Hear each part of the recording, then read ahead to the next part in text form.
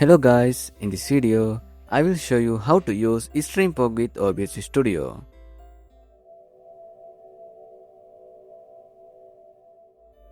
First open your browser and search for Streamfog on Google. Then go to the official website, download it and install the setup file. Once the installation is finished, open Streamfog and you will see the main interface. Make sure your webcam is selected, then choose any filter you want to use. After that, open OBS Studio and add the video capture device. In the device list, select Streamfog virtual camera and click OK.